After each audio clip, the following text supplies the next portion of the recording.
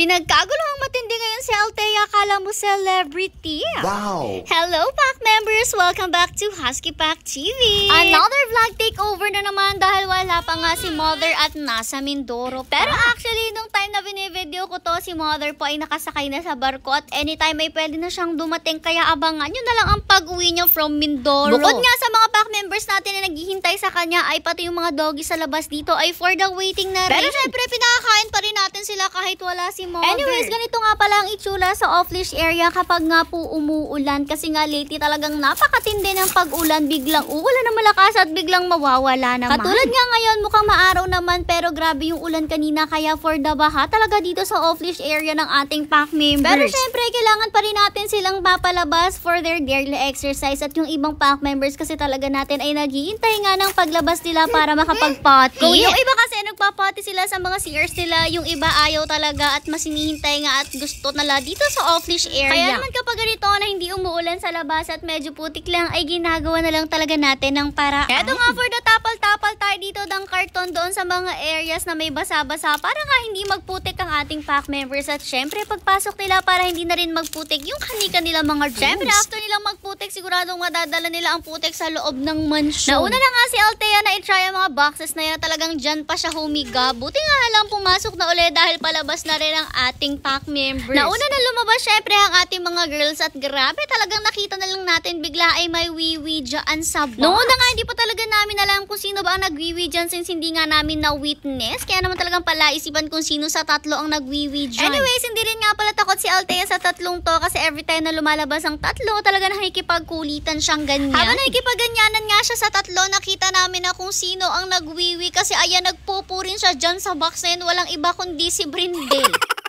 O, diba talaga nahuli na natin kung sino nagpapati sa box na yan, nakakaloka talaga, sumasakto pa sa box. Anyways, naisipan rin nga pala namin na isama ngayon si Althea dito sa tatlong aspins natin. Pero syempre, minake sure natin na nakabantay si Kuya Sir Mierno kung sakasakali man. Lalo na nga kay Brindel dahil nagkaroon talaga siya ng history ng pang-aaway sa mga puppies. Kaya naman for the alert talaga tayo nung time na to, pero mas alert nga yata si Althea kasi nung una gumagalaw-galaw pa siya pero nung nilapitan na siya ng tatlo, nag-steady na talaga siya at parang statue na dyan.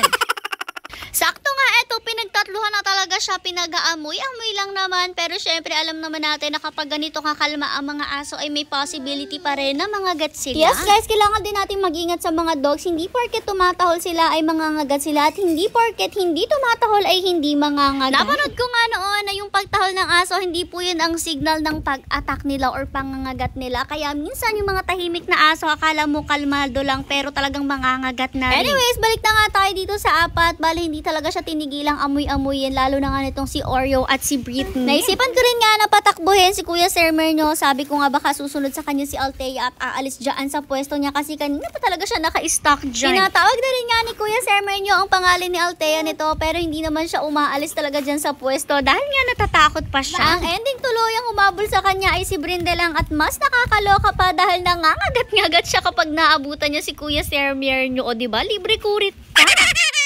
Nag-feel nga tayo ngayon na paalisin si Althea dyan sa pwesto niya at mukhang nagsasabi na rin nga siya ulit ng pagpasok sa loob kasi sumisiksik na talaga siya sa gate dyan sa pinakadaanan papasok dito sa loob. Mukhang wala na talagang chance na umibo-ibo si Althea dito. Sagad na siguro talaga ang pagkakulit niya nung time na yan dahil takot nga siya sa tatlo ay ang lalaki ba naman kasi. Kaya naman sabi ko papasukin na nga at baka kung ano pang mangyayari. Hinayaan na nga lang rin natin na amoy-amoyin pa siya ng konti ng mga to at ayan, in fairness medyo nakakalakad-lakad naman na si Althea dyan. At in fairness din, medyo nagtagal nga sila magkakasama. Siguro mga 5 to 7 minutes pero wala naman nangyaring ngat-ngat. Kung nagkataon kasi, kawawa naman si Althea. Biruin nyo, napakaliit niya. Tapos 1 versus 3 pa yan kasi siguradong pagtutulungan sila ng tatlong to. Anyways, eto na nga, pumasok na si Althea rin agad dyan at ang nakakaloka, wala siyang kaibo-ibo nung nandoon siya. Pero nung makapasok ulit siya sa gate ay talagang nangulit na agad ulit siya sa tatlo.